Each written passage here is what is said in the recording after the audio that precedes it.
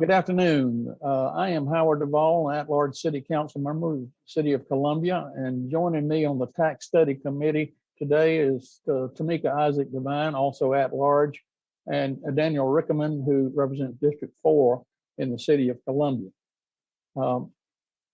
In early 2020, pre-pandemic, the City of Columbia took the bulls by the horn and hired Rebecca Gunslagen with Acuitas to do a study of the property tax capacity of the City of Columbia to try to answer some of the questions that have been brought to the public's attention through various news organizations and from our own observation of the high tax rates that we have in Richland County and that they apply to the City of Columbia.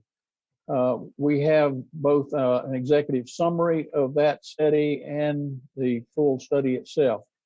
The Tax Study Committee has decided to invite 3 distinguished economists to look at our study and to give us their evaluation of what was reported by Dr. Gunslagen, and we're looking forward to their presentation.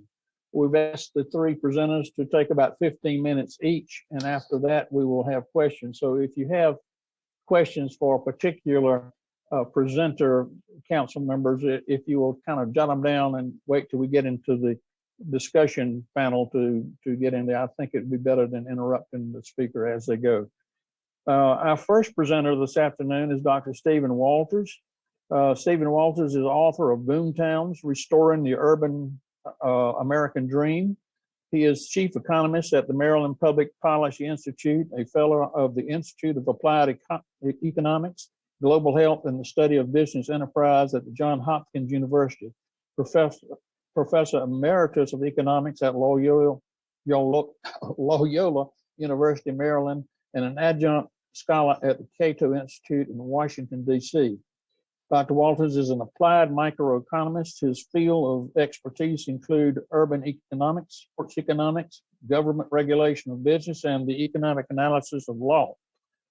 He earned his BA in economics at the University of Pennsylvania and his PhD at the University of California, Los Angeles. Dr. Walters, we welcome you to a Zoom portion of the City of Columbia and look forward to your remarks. Thank you very much, Mr. Duvall, and thank you all for being here. Thanks for the invitation. I'm going to try the technology of screen sharing here while we get going. So let me see if that worked. Are you looking at my slideshow a little bit now? We are. Yes. The only thing I can't do is actually get to the.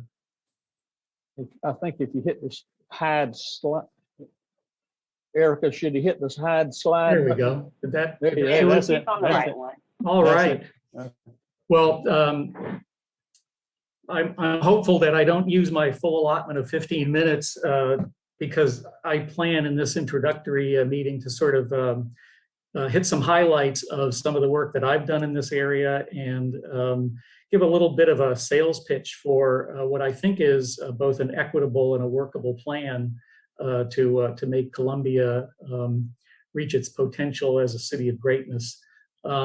Just about 2 years ago, this time pre-COVID, I was invited down to give a talk about my book and so forth, and I really loved the city and saw its great potential, but it does face some challenges in terms of its tax competitiveness, and that's one of my main points today. I'm just going to try to hit 3 main points briefly and hopefully not too superficially, but I don't want to get too deep in the weeds. I want to talk about the fact that this reforming the tax system is absolutely necessary. It is a deeply equitable policy, and it is a eminently doable policy. I'll talk about some of the usual objections to tax reform in the course of this meeting. Mr. Duvall said, hold your questions, substantive questions till the discussion point, but if I say anything that's too either obscure or stupid, feel free to wave your hand and stop me and ask for clarification, because I sometimes wander off into the weeds a little too deeply. So give me a heads up on that if I'm going in the wrong direction. And if you do have questions that you want to pursue more deeply, there's my email address. Write to me, and I'll get back to you as soon as I can. So the absolute necessity of this, I think, was well demonstrated by Dr. Gunnlaugson's report. She did a wonderful job. Dr. Ulbrich and I were talking a little bit before the meeting about the state of South Carolina has among the more complex tax systems in the country. And the city of Columbia's tax system is very, very complex. And wading through all the details and making sense of it was stellar work on Dr. Gunnlaugson's part. I'll leave it up to my esteemed colleagues to go into more detail about some of those details. The basic problem here, I think, is well summarized in this table that I produced when I was down in Columbia 2 years ago. This is for commercial property. The same numbers would apply, of course, to rental property, but you've got a competitive disadvantage problem in certain of the districts of Richland County and the city of Columbia. And so as Dr. Gunnlaugson summarized, relative to some neighboring counties, the property tax bill per $100,000 of assessed value or market value can be almost twice as high in some districts of Columbia as in others. And when I was writing the book Boomtowns, everywhere I looked, every time I looked at a city that was at a local competitive disadvantage vis-a-vis its neighbors on the tax front, that city was handicapped in attracting investment, in attracting jobs, and providing opportunities for its residents. If you want the citizens of Columbia to flourish, you have to create a competitive tax environment within which the city's economy will thrive, and the citizens will thrive. I haven't found any city in the land, large or small, that had a significant competitive disadvantage on the tax price front for its services and made it and prospered. Now, the other thing that is at issue here is the state has this deeply complex property tax code, and there's another study that we may get into a little bit today from the Lincoln Land Institute on the state's problems and how they might be rationalized. But I guess what I would stress is, even if all of those state problems get solved and the politics, they're going to be very complex, Columbia still has to address its competitive disadvantage problems, quite apart from what the state does. It really needs to become competitive vis-a-vis some of these local areas to which a lot of investment tends to be flowing during these times. The good news, when I have studied cities and their tax policy and how things have played out over time, the good news is that when you do reform a non-competitive tax system and you make it more competitive, the effects are favorable, they're immediate, and they're dramatic. I'm going to highlight a couple of cities that are near and dear to my heart because I spent a lot of time in them.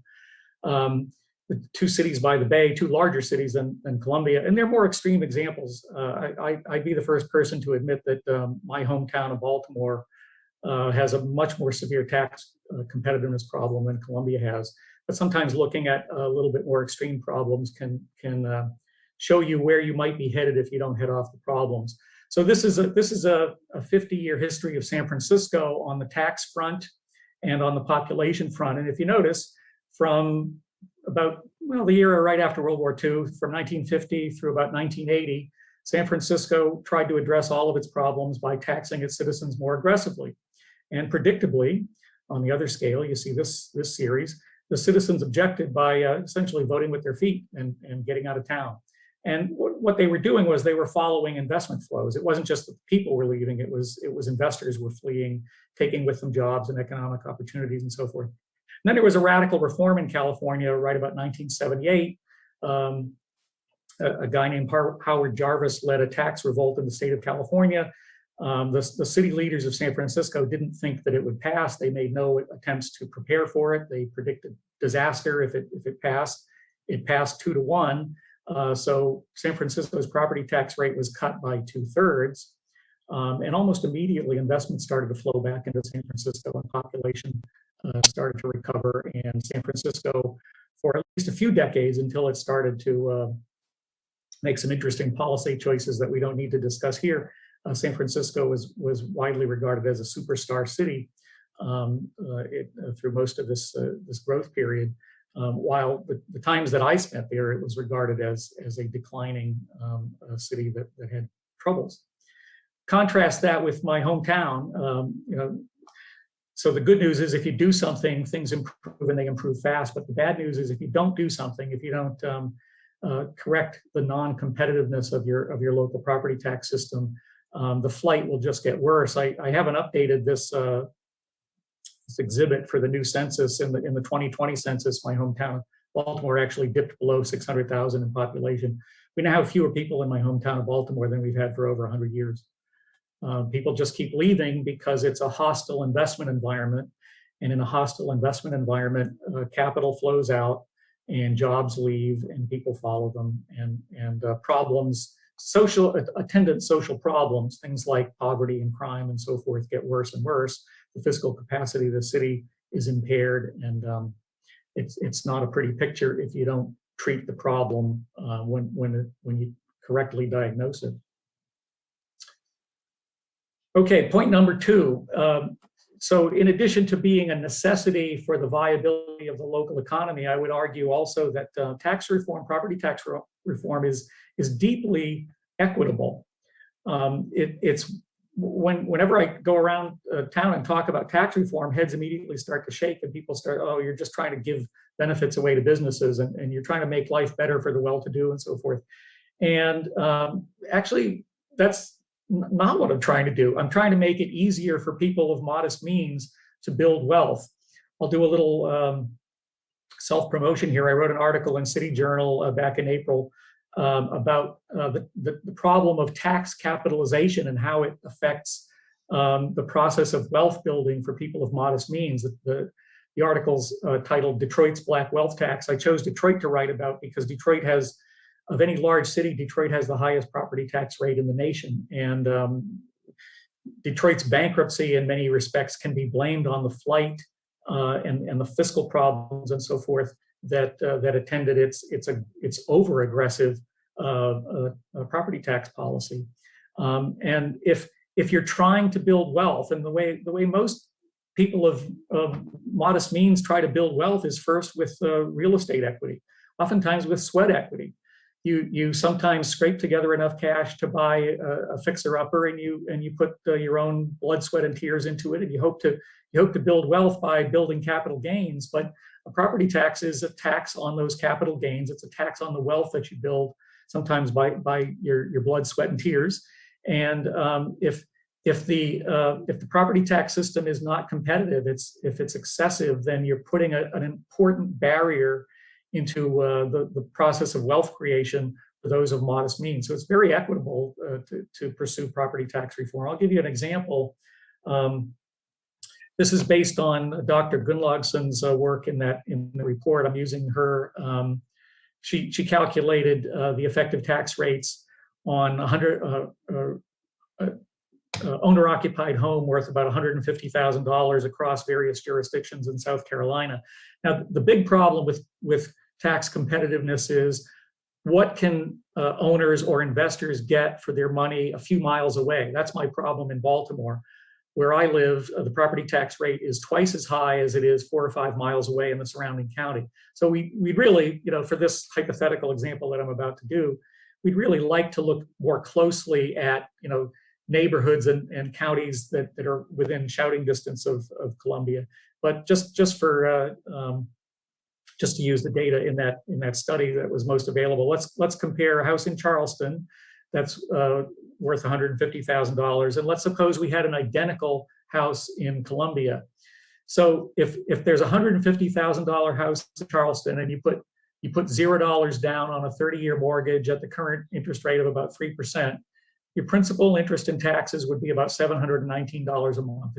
If you put this kind of property on sale, that would be sort of the benchmark of what people would be willing to pay. They'd look around, they'd say, well, houses in this market, I can buy them for about $719 a month, principal, interest, and taxes.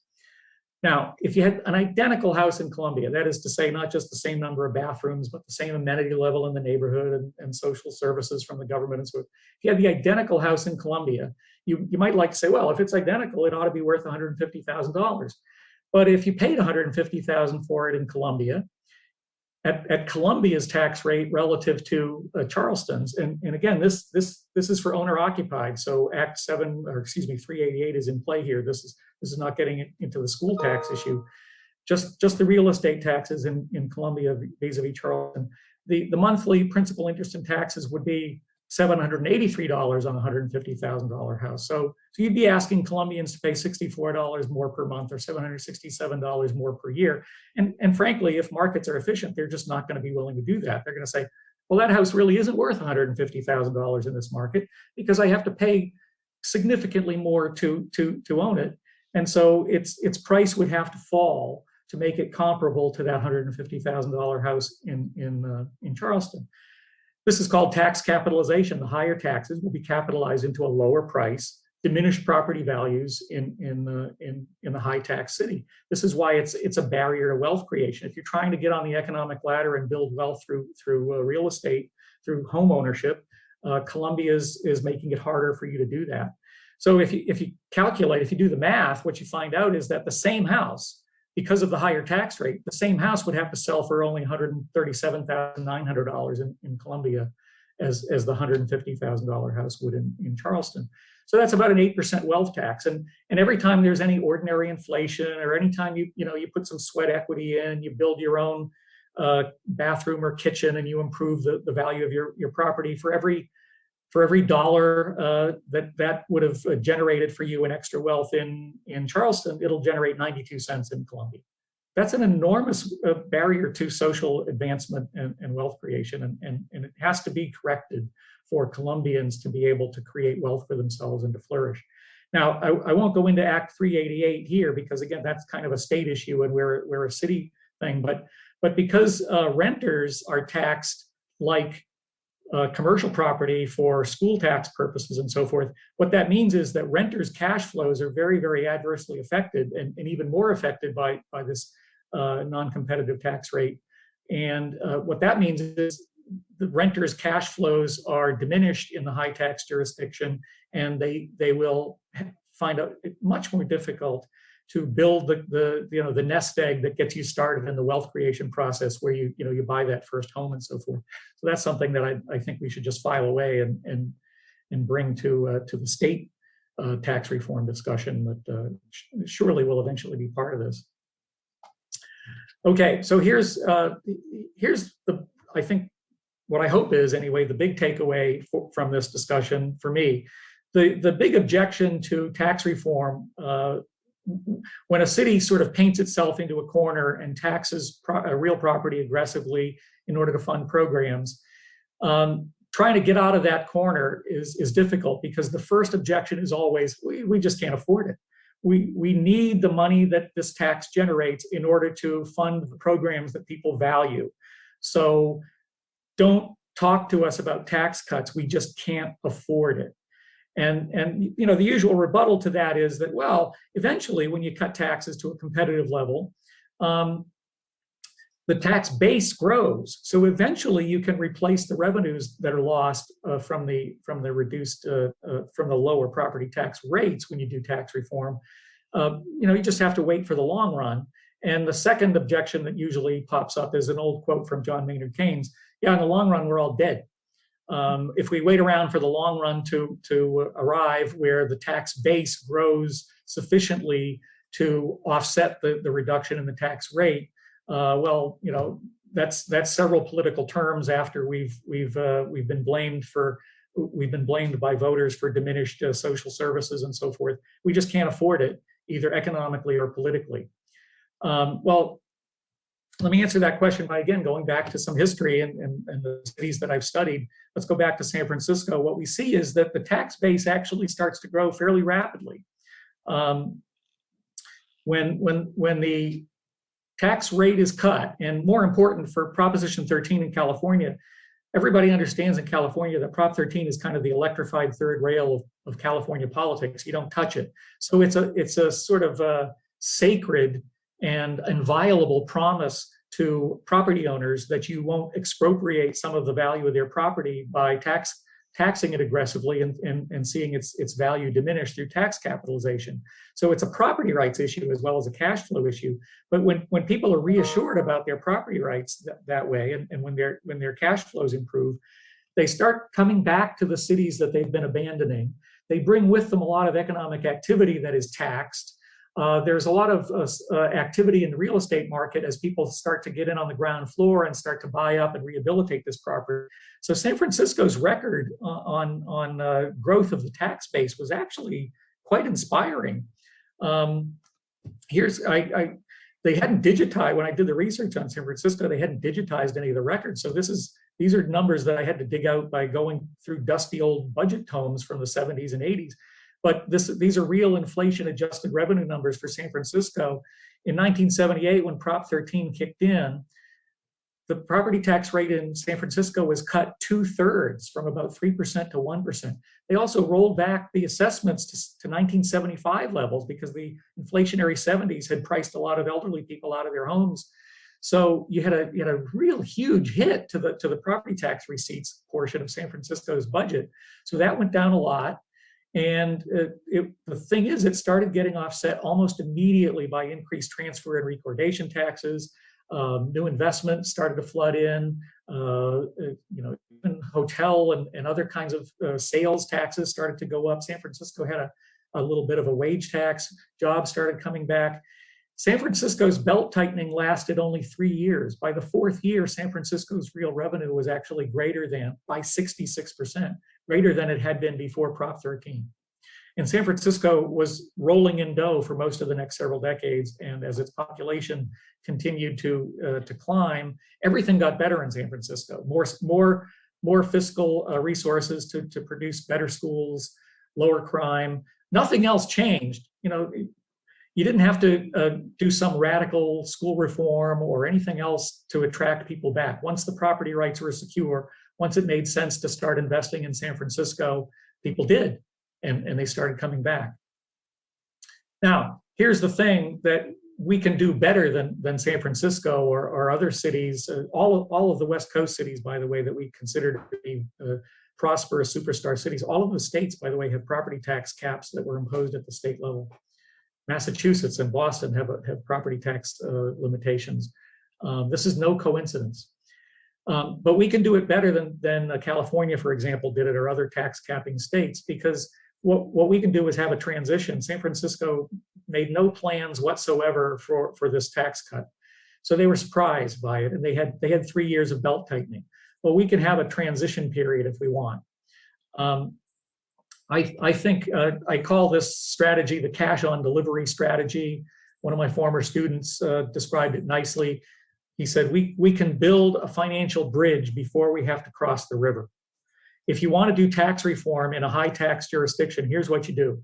You cap the property tax rate at a competitive level as soon as you can, but you don't deliver it immediately. You don't deliver it as soon as you can. You cap it today, and you promise a delivery date at some future date certain. The plan that I'm advocating in my hometown of Baltimore will involve a passage of 1 or 2 reassessment cycles. We reassess property every 3 years up here. I guess you do it every 5 years in Columbia. But over the course of that 1 or 2 assessment cycles transition, what will happen is people will come back, new investment will occur, the tax base will start to grow, people will start to get in on the ground floor. And so all kinds of revenue sources will start to grow above their trend level. And what you have to do is you have to exercise just a little fiscal discipline. You have to hold budget growth to some modest level. And this is a simulation that I did for my hometown of Baltimore. I haven't delved into the Columbia budget in the depth that I need to do something for Columbia yet. But this line describes how expenditures can continue inflation. But when you tax cut into a future date certain, in the short run, the tax base is going to start to grow immediately as people start to reinvest, as property values start to rise, as people move back to the city and pay things like sales taxes and entertainment taxes and so forth to increase city revenues. What you do is you bank that extra revenue in an escrow fund. And you build up an escrow fund over this transition period. That's this little area that I'm pointing to here. And then when the tax cut arrives, you spend from the escrow fund. That's the cash on delivery fund. You have built the financial bridge before you have to cross the river.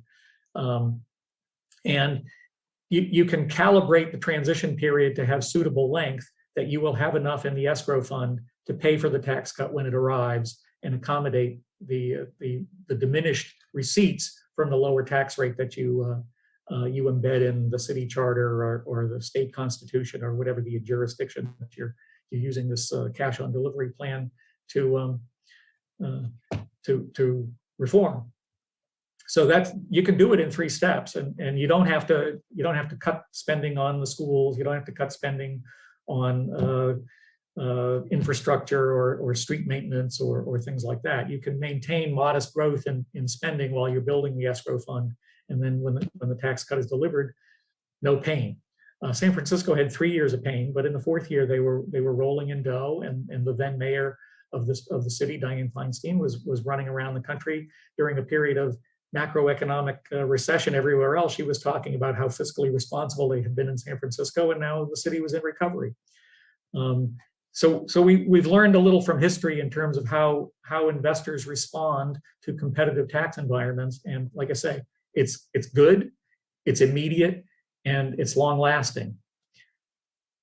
So that's all I have to say. I hope I haven't talked way more than my 15 minutes. I guess I would just sum up and compliment Dr. Gunnlaugson on her report. It articulates the problem very well. It's a necessity that we solve this problem. And even though there's other work to be done at the state level, it shouldn't keep us from doing the work at the city level.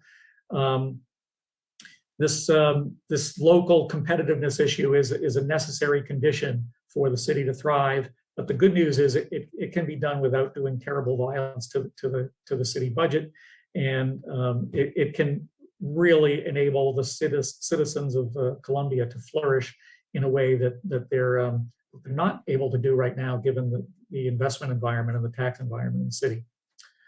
That's all I have to say. Thank you very much for your attention. Thank you, Dr. Walters. It was very interesting. We now move to Dr. Jim London.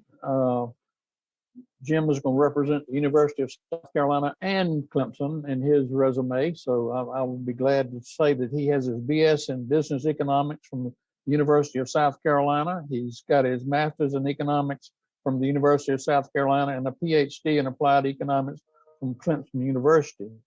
He has been director of city and regional planning program for Clemson, associate dean for research and graduate studies of the College of Architects, Arts and Humanities at Clemson, and he is president of London and associate consultant. The most intriguing part of his resume is on the back page, where he opened Chubby Fish Restaurant in Charleston, South Carolina in June 2018. And Jim, I hope it has survived the pandemic.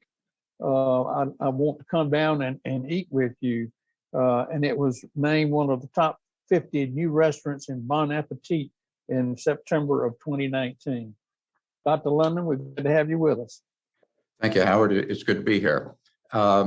Yes, the restaurant is doing well. We've spent a fair amount of time with it, worrying with the pandemic, but the restaurant survived the pandemic. Is doing quite well now.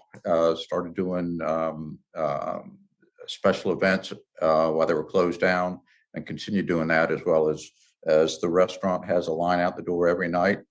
Oh, yeah. And right now is starting work on expanding into the building next door. So we're pleased with that. Super. But anyhow, it's good to be here. Thank you for having me. I was not sure what the format was. I thought we were just going to do a panel presentation, so I don't have my thoughts laid out as well as Dr. Walters did. But going through the Akita's report, I agree that they did a good job of laying out the issues. A couple things that jumped out off the page right off the bat was the comparison of tax rates in Columbia, Charleston, and Greenville. If you look at city tax rates, Columbia is not very much different from Charleston or Greenville. 93.8 versus 86.6 in Charleston or 85.3 in Greenville. The big difference is the county as well as the school board tax rates. So that's obviously an issue where the city is hemmed in a little bit by what's going on around it. And that certainly has to be worked around. In terms of the 4 possible causes, as I started to read through the document, in the back of my mind is going through, but this, and this. And basically the 4 things that they laid out were the things that were bouncing around the back of my head. Tax exempt property. Columbia does have tax exempt property. And that tax exempt property happens to be right in the heart of the city. It's state government, it's University of South Carolina, that's prime real estate. And if you look at the comparison of Columbia with some other cities listed, there's a higher percentage of tax exempt property in Columbia than there is in Washington, D.C., which is rather striking. Obviously, that's an issue, and I'll come back and talk about that a little bit more in a bit. Lower property valuations here. That's an issue when you compare it with peer cities.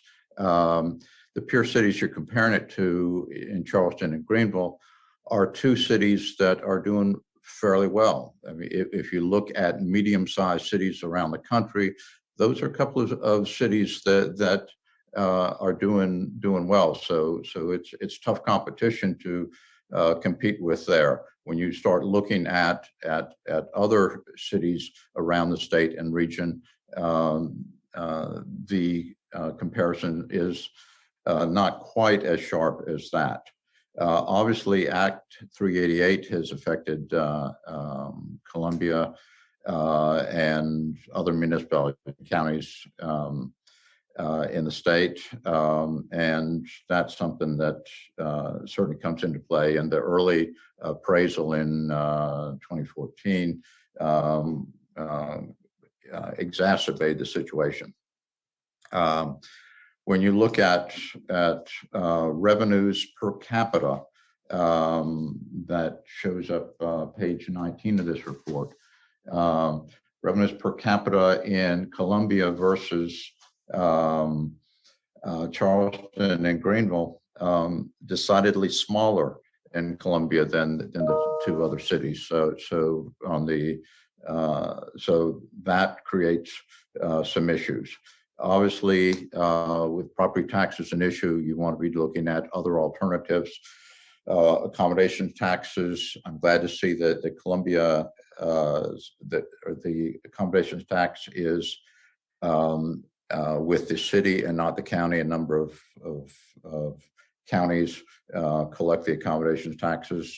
So I hope that is working out. If there's any opportunity to push that up, Howard, you would know better than I, with the visitation into Columbia, max out what you have there. You want the non-residents to share some of the burden provided. It's like the state of Florida and their toll roads. They're going to hit the visitors to support their highway system. Let me see what else. Millage rates.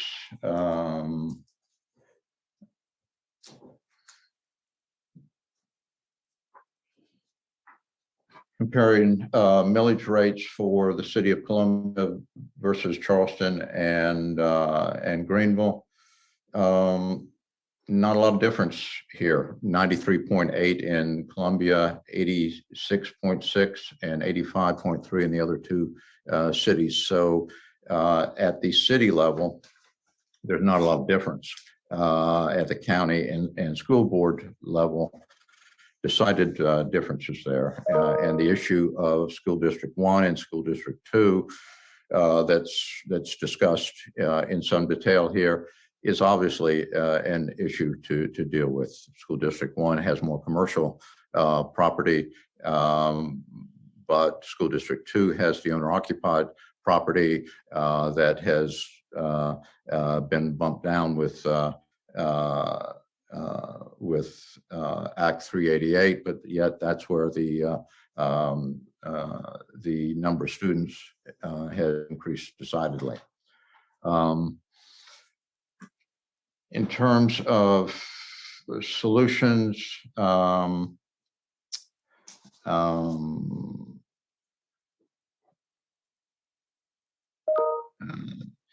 the point brought up about about the assessment ratio. You know, I'm not sure that decreasing the assessment ratio to 5% from 6% for commercial property does a lot. You can work with your millage rates on that. I'm not sure that unilaterally that's something for the city of Columbia to go that route versus other entities. Yes, certainly to multi-county business park and expanding the economic base. I do have something, if I can share screen this table. So I got to share screen first. Hold on.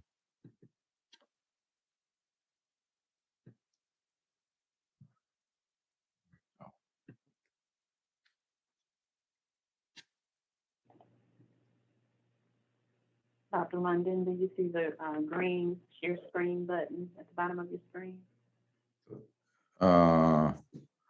Okay, let me see. Let me get this up.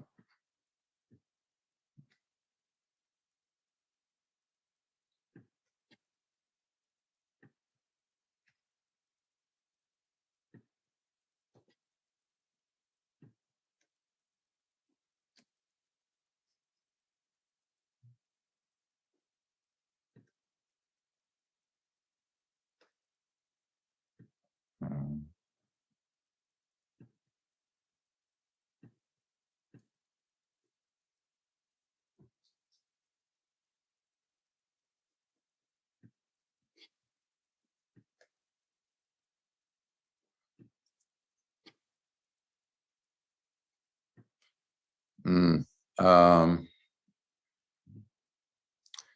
having trouble pulling that up. Let me explain what I did. I compared, did an economic comparison between Columbia, Charleston, Greenville, Lexington, Irmo, Rock Hill, Spartanburg in the state. In terms of per capita income, Columbia is about 75% of per capita income of Charleston and Greenville. It is compared it to Raleigh, Charlotte, and Atlanta as well. What we see, I'm wondering, is there a way that how can we pull this thing up? You want to email it to me? Would that be Okay. easy for you to do? Just to email it to Erica Hammond Okay, to reply okay, to one of the okay. emails I sent? All right, let me do that. Thank you.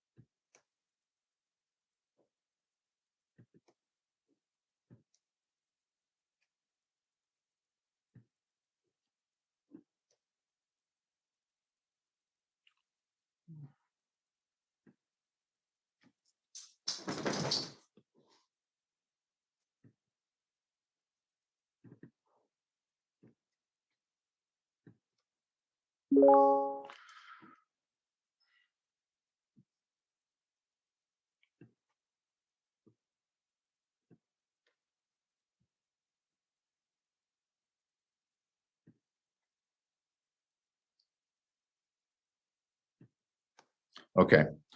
I just sent that to you, Erica, and maybe once it gets to you by Pony Express, we can pull it up. I'll skip over that and talk about a couple of other things in the meantime. There you go. Okay, thank you. Pull it. Okay, there we go. So if we look at, let me scroll down here.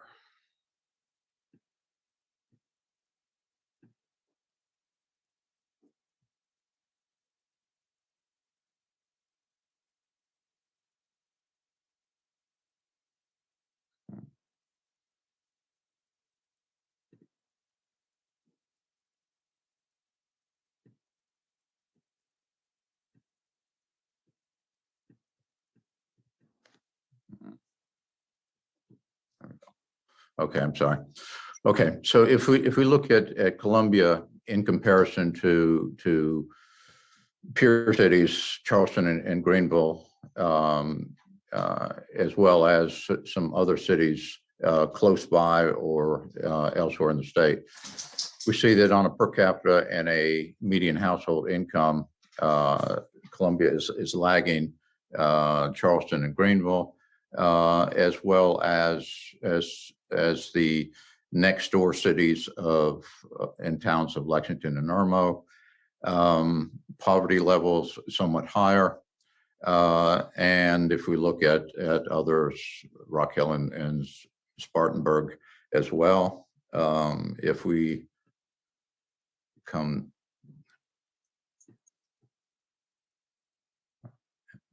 there we go. If we compare with Raleigh and Charlotte, yeah, it's difficult to work through. We see that similar sorts of things. If we look at housing,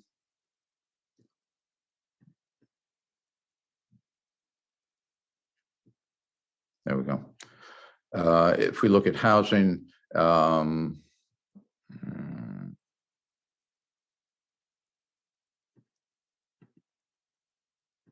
okay, can you scroll down? Yeah, that's it. That's what we need. If we look at housing base, median owner-occupied housing values, Columbia, they're a little bit less than Charleston and Greenville, comparable to Lexington, a little higher than Irmo. If we look at Raleigh, state capital of North Carolina, and Charlotte, we see that they're a little bit higher still, and Atlanta is as well. Rent levels, not as much variation there, but what we see is in terms of values, the values are a little bit lower, and the income levels are a little bit lower as well in terms of supporting services. Okay, that's all we need to do on that. Okay, thank you. So obviously, in addition to dealing with the tax issue, making Columbia competitive is obviously important in terms of property taxes are out of balance, but making things competitive, the economic base includes state government. The University of South Carolina at one time, Fort Jackson was a larger contributor, but manufacturing is not a particularly important part of the economic base in Columbia relative to some other areas, but how does the city with a major university tap into entrepreneurship innovation? One of the striking numbers that comes out is the percentage of individuals in the 25 to 54 year age cohorts, where Columbia is decidedly low compared with peer cities within the region, and that's unfortunate. It suggests that Columbia is not capturing enough of those university graduates. So how do you do that? How do you become competitive? The Vista was a major effort to renovate the downtown area and to provide that environment. Continuing to develop capabilities there are important. How do you keep those young, talented individuals in the city? How do you enhance your coolness factor, as Bruce Yandel has referred to it, as being that causes those young, bright individuals to come either stay or come to the city, so that you can stimulate that as a base. At some point in time in the future, perhaps with sea level rise, Columbia will once again be an oceanfront community, but we're going to have to wait a few years on that yet. Collaboration with the county and school boards is obviously important. The lion's share of the local property taxes are coming from the county and the school boards. Tax exempt properties, that is an issue. A number of years ago, if you can see this thing here, back in the middle 80s, Joe Riley in Charleston put the squeeze on the medical university and the College of Charleston to get them to make some payments in lieu of taxes.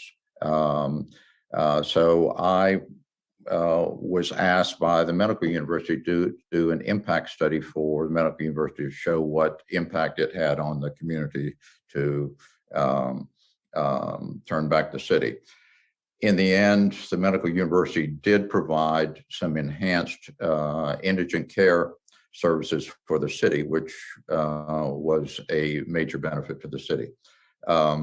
So with the amount of tax exempt properties, particularly with the University of South Carolina, Columbia College, Trident Tech, anything the city can do to work with those entities to help support some programs, to do perhaps some level of service, look at the services provided for university students that happen to live in the community. And I suspect at the University of South Carolina, it's the same as it is at Clemson and other universities around the country, where the universities are not building dormitories. The students are living out in the community.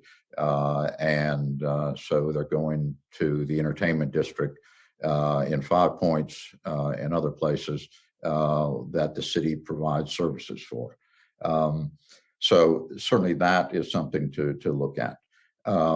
Petition the General Assembly for some reasonable allowances in terms of caps on local property taxes certainly is something to be pursued. Howard, you have a much better understanding than I do as to what's going on there. I'm sure the municipal association, the county association are on top of that and doing what can be done to try to bring some reason in terms of those local property caps. But anyhow, those are my thoughts, observations. Be happy to talk a little bit more as we get into a general discussion. Thank you. Thank you, Jim. Good presentation. Our third presenter is Dr. Holly Olbrich, and she's an alumni distinguished professor emerita of economics at Clemson University. She holds the BA, MA, and PhD degrees in economics from the University of Connecticut and a Master of Theological Studies degree from Emory University. Her field of specialization is state and local public finance. She is the author of 16 books and numerous reports and has worked as a policy analyst at all levels from municipalities and school boards to the federal government and the World Bank. She was a senior fellow at the Strom Thurmond Institute from 1984 until 2017 when the institute was closed. It's a pleasure to have Dr. Olbrich with us.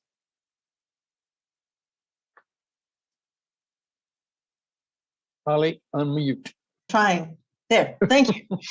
There's some advantages and disadvantages in being the third person on the panel. You can either reaffirm, argue, or at least support. And I want to just begin with Jim. I agree that the biggest problem facing Columbia is Richland County and the school districts who collect the lion's share of the taxes. And I'm not sure what they can do about that, but it's certainly something worth pursuing. As far as other resources, the accommodations tax really does not help because there's such tight constraints about how you can use it. There's a little relief from the sales tax, but again, a lot of that's dedicated to other purposes. Fees and charges, if you run them up too high, it's burdensome on low-income families, and it's just as effective in driving away prospective business as an increase in the property tax. So I don't know about alternative revenue source. I think Columbia suffers from what I call capital city syndrome. And I was really excited that you had the figure that said that Columbia actually has a higher percentage of exempt property than Washington, D.C., which is the perfect example of something that, it gets constrained by Congress. That would not happen with our state legislature. And also it has so much exempt property that it's hard to levy enough property tax revenue. It also has the advantage of a capital city. It has an attraction. Charleston has the beach. Greenville has the mountains.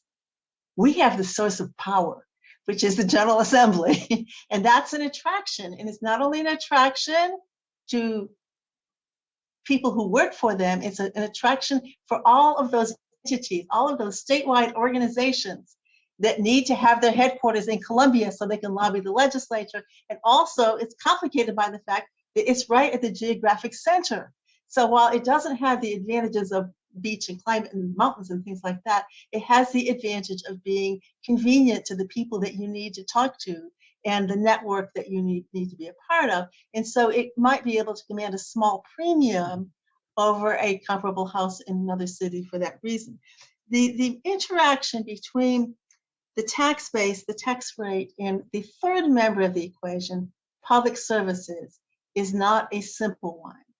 And it's if you cut property tax rates, but then services decline, your garbage doesn't get picked up as often, the downed trees don't get cleared off as fast, all of the things that people depend on the city to do, there's going to be complaints about that. So, and that's going to reduce property values as well. So the three are interactive. And the big elephant in the room is home rule. I'm sorry, as Howard knows, I'm somewhat obsessed about the subject of home rule. I don't get anywhere with it because you go to the legislature and say, hey, you have all this power. How about handing some of it back to cities and counties and school boards? And they say, thank you for sharing, and away go on doing their thing. But that is really the problem. And I suspect that what happened in San Francisco and in Baltimore was not as much impacted by states telling exactly how much you can raise rates, how you have to spend your money. The amount of legislative control over city, county, and school budgets is staggering. So I think a large part of the problem lies with the three different entities tapping the same property tax base without coordination, certainly. But a bigger part of the problem is all of those things in Columbia that that go on in Columbia that we hopefully will be talking about more when we delve into the Lincoln Institute report. Because it really does lie at the state level, and the two sources of the millage disadvantage in Columbia, one is schools and the other is the state government and the other associated entities that depend on the city for services. That is Columbia's industry, state government. I mean, hotels, motels, restaurants, everything, all of those other services, people patronize them because they come to Columbia to do business with state government. So that's its industry, and it's unfortunately, unlike an electric utility, unlike a manufacturing plant, it doesn't generate any tax revenue. I know that in the Lincoln report, they put a lot of emphasis on the issue of payments in lieu of taxes, and we're not the only state that does not do that. Now, I got my education in state and local public finance in the little town of Storrs, Connecticut. And I discovered that there was a pilot for schools because in Connecticut, they didn't have a state income tax. They had horrendous property taxes. In little towns, 90% of the budget would be for schools.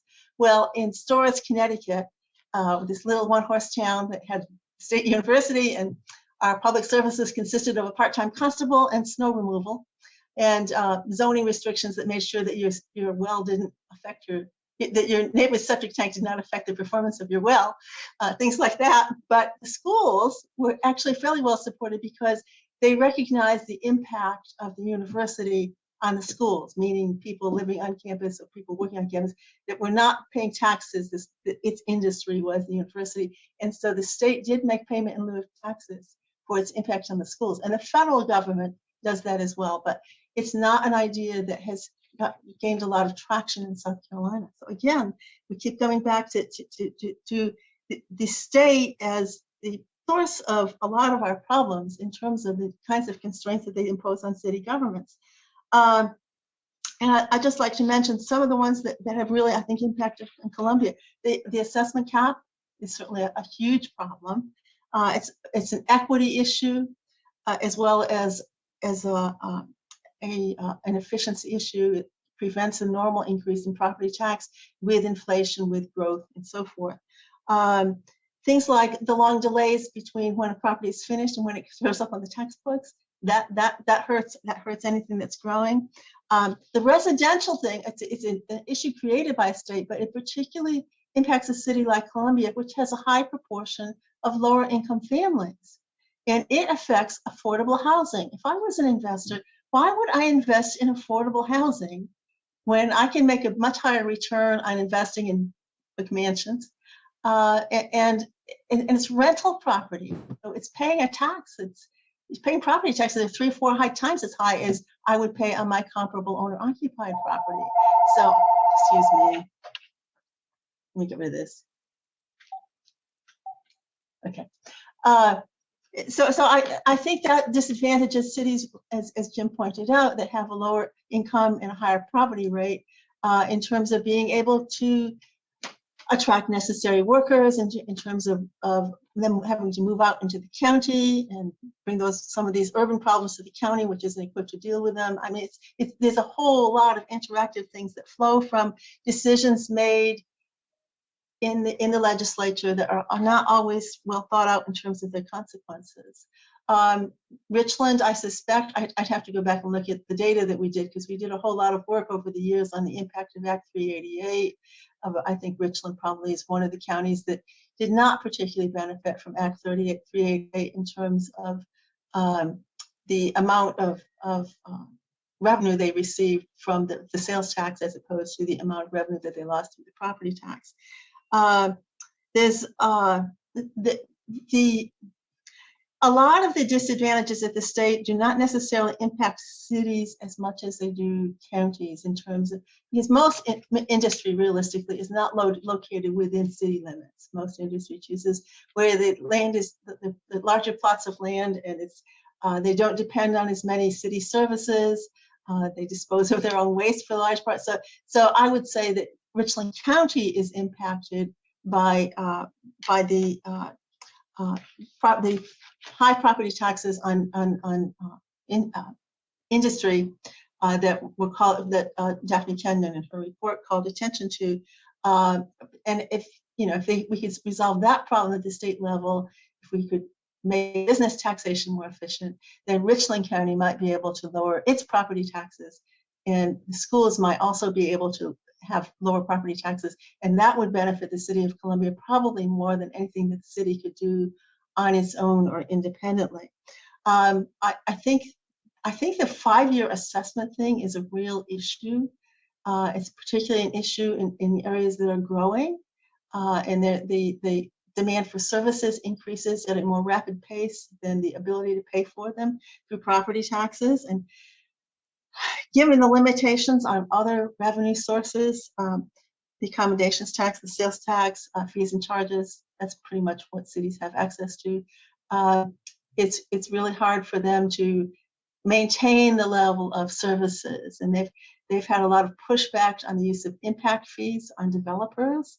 Again, that's a revenue source, but it's not a revenue source that helps you fund existing services. It just helps you fund increasing costs for infrastructure and special services. So there's not a lot of tools available to cities in a state where all of the decisions that are really important about revenues are made in Columbia. If they could ease up a little bit on the restrictions on mill rates, that would be great. If they could do some of the education finance reform that's been talked about. In fact, I did a presentation and it turned out that what I was proposing, which we had developed working with the State Department of Education in 2007 and 2008, and I think, Howard, you may have been a part of that process.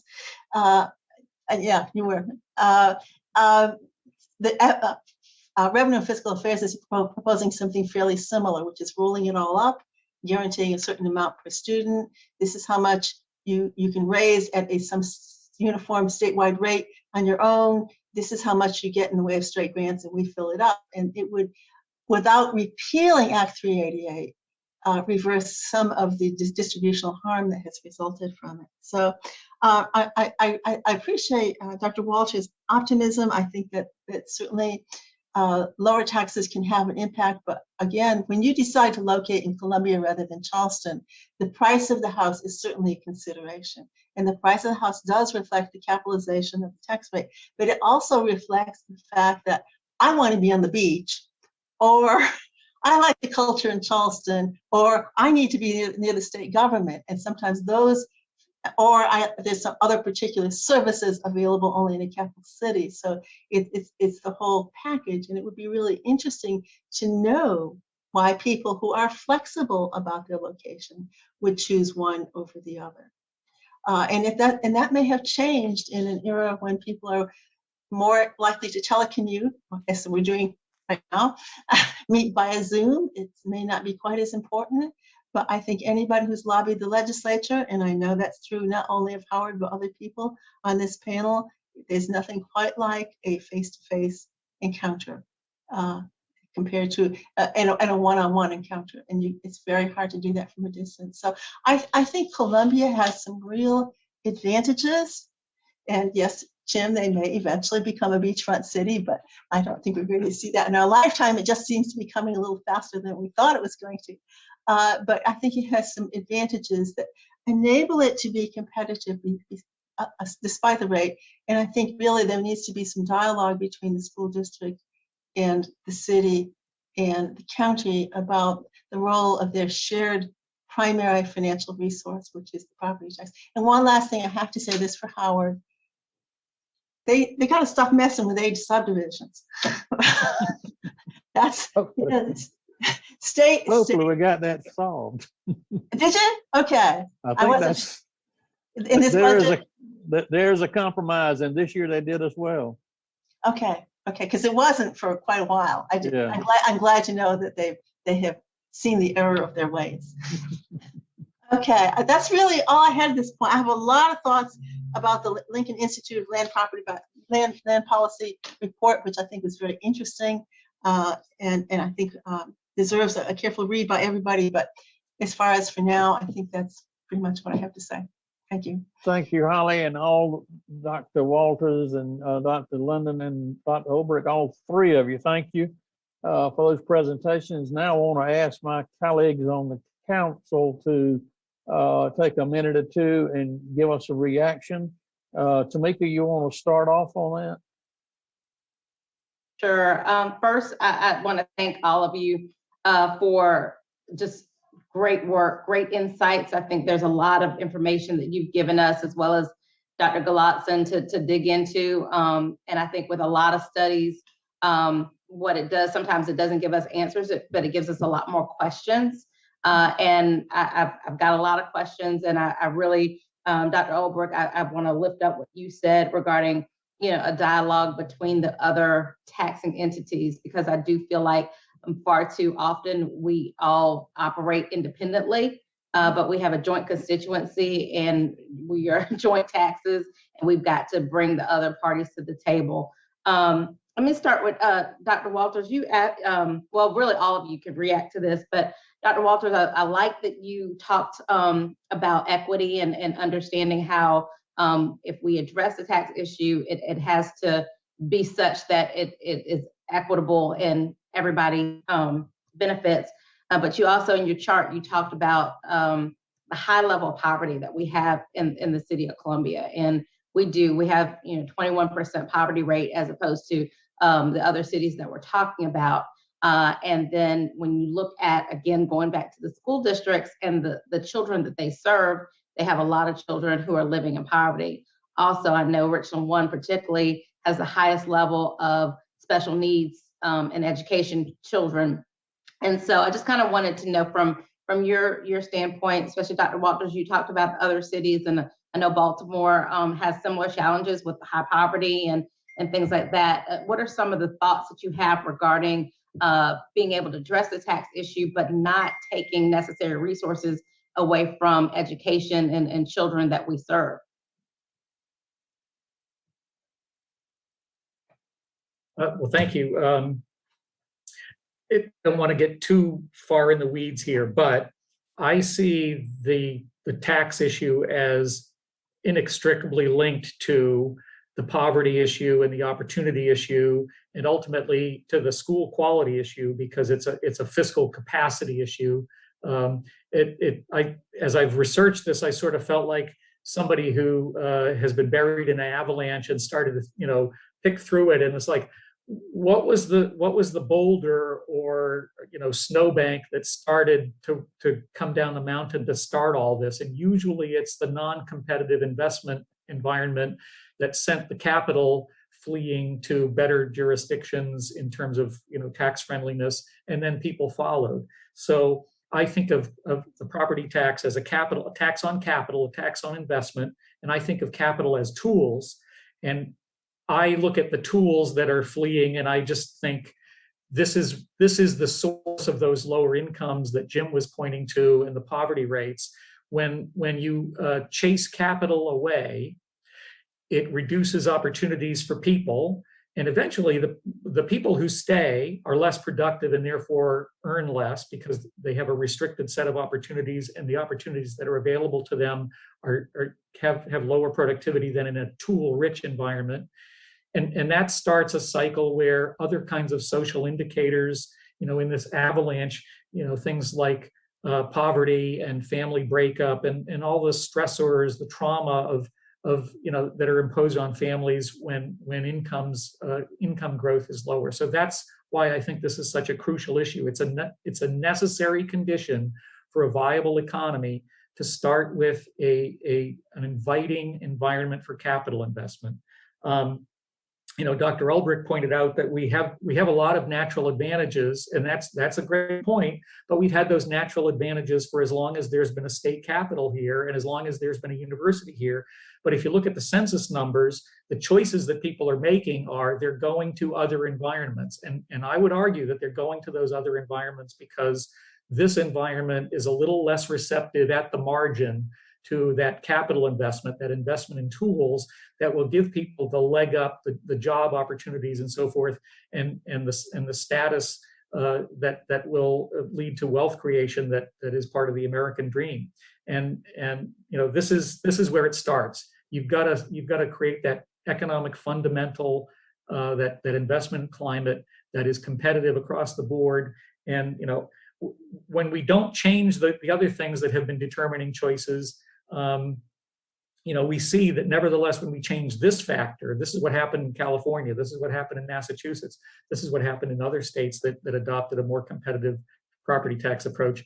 tools, capital investment started to flood in, and people prospered, and other people were attracted to those environments. And then the fiscal capacity of the locality improved because, you know, when you've got more jobs and higher incomes, you can fund better schools, and you can fund, you know, more affordable housing programs and so forth. So this is where it starts. This gets the ball rolling, so to speak.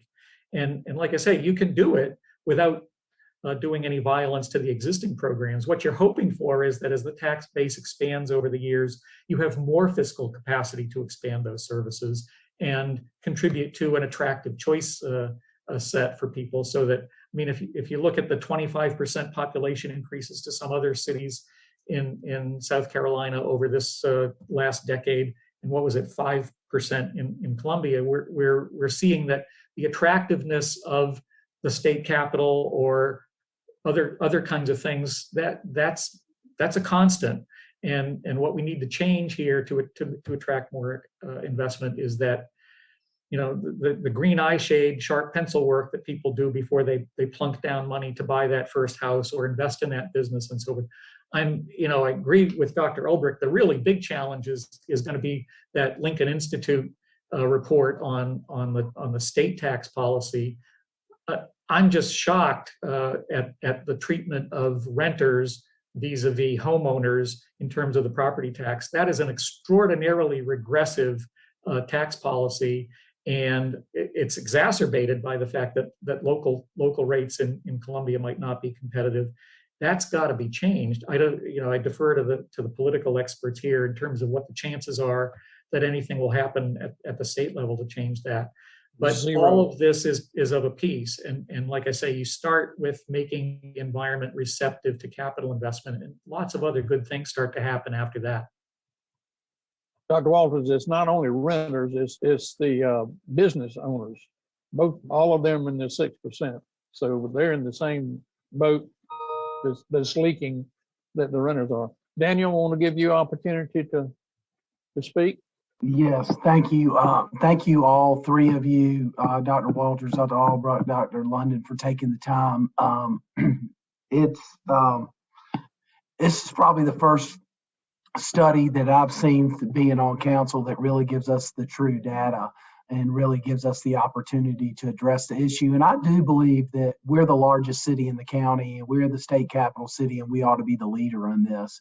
And yes, we need to bring other folks to the table, but we got to drive the train on this, and it's very important.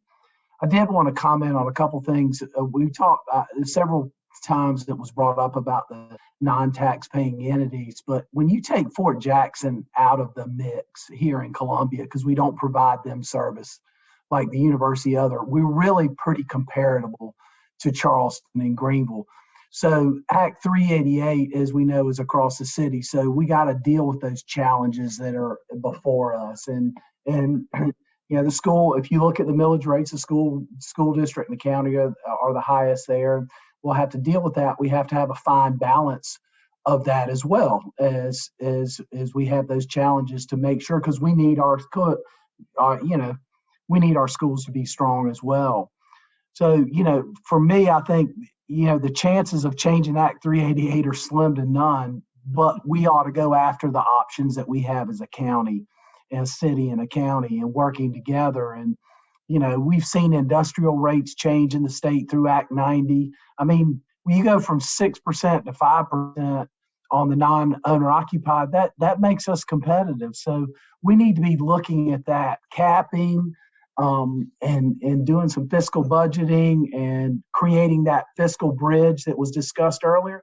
These are the type of things that we need to be moving forward, because we're not going to change Act 388. And so we've got to be a leader here. And I think we've got a great opportunity, and taking some of the Lincoln Institute, taking Dr. Goodlogson's study, and really digging deep and working together, because we ought to be the #1 city in South Carolina. We have the opportunity. We have a great quality of life, but we're competing against the surrounding counties, as you saw in there. We're competing across the river with other cities.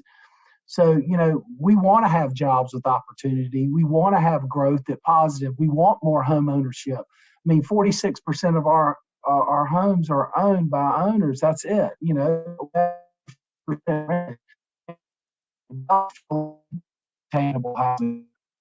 You know, we can't subsidize our way out of it, so we got to fix the tax structure, and that's the only way to do it, is to fix the overall tax structure and get investment in here and with jobs and creation, so that we're creating more wealth for more people. So I really appreciate y'all the time all three of you have put in. It's not an easy issue, but we actually have a toolbox now to use and real data to try to move forward. Thank you, Daniel. We've talked a lot this afternoon. From my point of view, the solutions to the problems come from two different areas. One of them is dealing with the state legislature, modifying Act 388 or using Act 90 that Daniel talked about. I think the easiest thing to modify might be the 15% cap on appraised value. That we are losing millions of dollars a year on the 15% cap during a reassessment year. That it even made a student housing complex one of our top taxpayers, because some of the traditional taxpayers in the city were capped off and weren't paying nearly as much as they should have had the cap not been there. I think that is something that, if we work with other organizations and other cities, has a possibility of showing us some release. The other pot that I would say that we need to bucket that we need to be working on is the school tax. The city of Columbia is 16% of the property taxes in Richland County. 16%. So 84% of the taxes belong to the county and the school district. And we need to have a meeting with all three groups: the city, the county, and the school district. Probably school districts, because we do have, there's some, we need to have both school districts at the table, but we've got to figure out how to share the scarce resource of property taxes to make sure all of our entities of municipal government, school, and county are getting a share of the limited resource of property taxes in Richland County. The Lincoln study is something that we certainly don't have time to get into this afternoon, but I think it's something we need to start moving towards soon after this election, and we can reconstitute this tax study committee. Any of the two council members have any final words, Tamika? Just to your point about having that conversation, that's the one thing. When we first got Dr. Golotson's study, I shared it with the members of the superintendents from Richland 1 and 2 and their finance directors. I also shared it with Richland County Tax Assessor Paul Brawley. None of them had seen the study, and I just think that if we're going to actually solve the issue, we've got to bring everybody together, and it has to be more of a working group. I think that it might be helpful.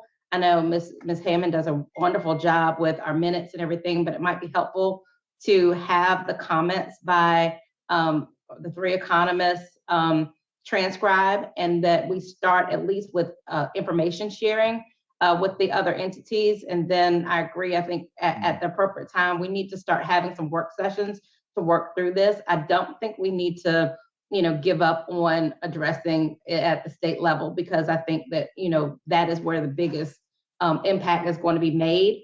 But I think locally, to the point, the councilman recommend about, driving the train. Yes, the city could be the leader, but when we're only 16%, I mean, we got to have those other folks in the driver's seat with us. And I think having an opportunity to reach out to them, give them the right data in I guess I'll say this honestly, I think the conversations have made everybody defensive about their portion of the taxes, and that nobody's going to come to the table willing to work if everybody feels defensive about it. So I think we need to present the data, make sure everybody feels part of it, and then have the conversations about some real solutions.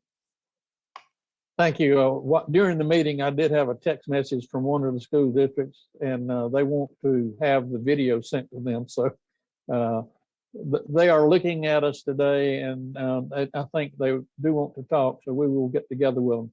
Again, I want to thank Dr. Walters and Dr. London and Dr. Olbrich for your time this afternoon and your knowledge of the subject. We are starting off a long journey, but it's something that we need to do. We've got the data, and as they say all the time on the TV, we got to follow the data. They're talking about health, and I'm talking about economics, though. But thank you for your time today, and we wish you well. And Jim, I'm coming to eat dinner with you soon down in Charleston. Thank you. Thank you all so much for your time. Thank you. Thank you very much. Enjoyed it. Thank you, and I will call the meeting adjourned. Thank you.